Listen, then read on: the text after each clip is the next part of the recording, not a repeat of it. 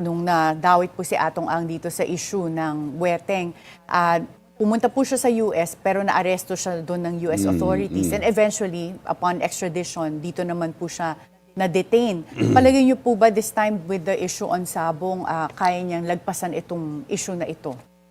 Depende sa mga ebidensya. Yung mga witnesses, kung hindi mag-back out, makukonvict yan. Pero karamihan dito kasi sa Pilipinas, ang napansin ko, we have good laws, but the implementations are bad.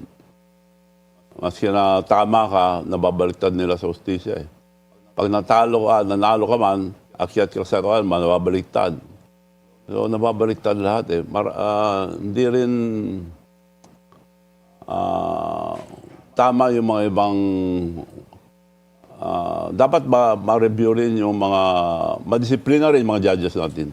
Marami rin mga hindi magandang judges natin. Palagay niyo po ba malaking bagay ang nagagawa ng pera when it comes to our judicial system? Nababago na lang, nabibili yung mga testigo. Maraming mangyayari diyan dahil wala tayo isang salita. Dapat mayroon tayo isang salita, aangat tayo. Sa ibang bansa, bawal magsinungaling .